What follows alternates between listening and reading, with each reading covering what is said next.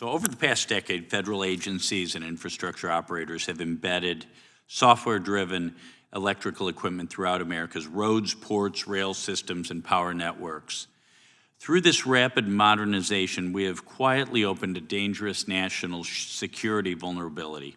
Foreign manufactured hardware now sits at the core of systems that keep the American economy running and the military moving. Nowhere is the threat more acute than in the power sector. Chinese-made inverters, batteries, and transformers have become foundational to the power grid and critical infrastructure.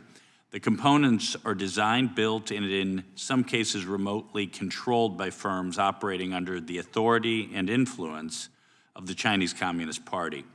As a result, the CCP is increasingly positioned to monitor, disrupt, or manipulate the infrastructure that underpins U.S. commerce, public safety, and national defense. Mrs. De La Brea, can you explain why it is inherently dangerous for U.S. roads, ports, and rail systems to rely on electronic components manufactured in China, particularly when those components are embedded deep inside operational systems? Yes, there are three main reasons from the informational perspective. The first is that those components give China access to critical American information. Who is traveling, where, when, how. That's like a personal privacy risk, but it's also a strategic asset. We're in a competition where data is the new oil. Data is the single most dominant resource in the great power competition with China. If Beijing has full information on our society, that's how it can target all of its attacks. That's thing number one. Thing number two is China can shape information. If information is fueling transportation and you can shape information, you can decide who's moving where, when, what. You can pick winners and losers. What company, shipping route, software add-on is going to win. And that means that Beijing controls our society. Yes. And then there's the disruption threat. So all of these two things are short of any outright conflict scenario. That's just happening. Right. And if China decides it's time, they can shut off our systems, they can interfere with our systems, they can destabilize our society. And so that's informational threat. On top of it, there's just a basic supply chain and industrial threat. China can stop providing these components. We're trying to build new infrastructure or modernize infrastructure. We're at their mercy.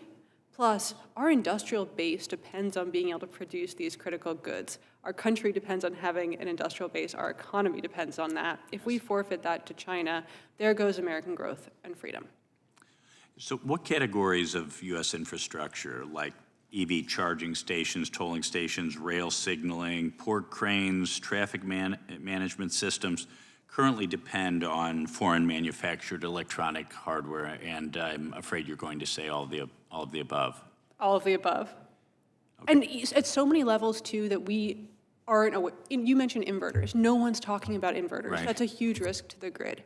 So all of those sectors, every sector, data centers, optical transceiver, we're building them at rapid scale. Optical transceivers are necessary for data centers. We increasingly depend on those for so many other industries. What if China shuts those off? Yeah, I was at a energy conference in Houston a few months back, and one of the speakers talked about Chinese-made batteries. You know, any kind of reliance on so-called green energy, wind or solar, is going to rely on massive battery charging capability, or even one's, the electrical panel on one's roof, private home, would depend on a battery.